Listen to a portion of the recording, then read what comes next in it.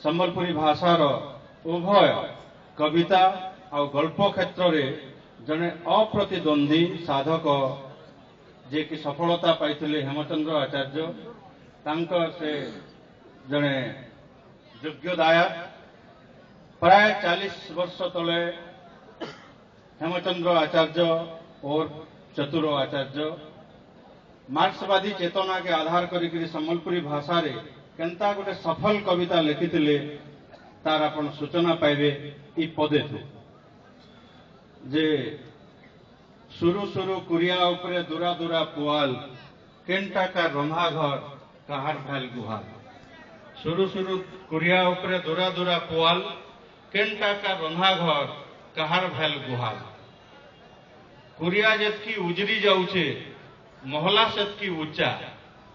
कुरिया जेतकी उजरी जाऊचे मोहला सेतकी ऊंचा। मोहला जेतकी भर्ती होउचे कुरिया सेतकी छुछा। केते दिन जाक चली थिबा ई कुरिया मोहलार जवाब सवाल।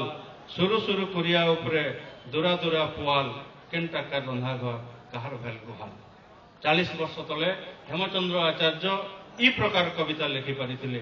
आमर भाषार दक्षता एथुरु प्रमाणित होउची। तांकर बाद नीतीश आचार्य को मैं डाकुचे से तांकर कविता परिवेशन करे।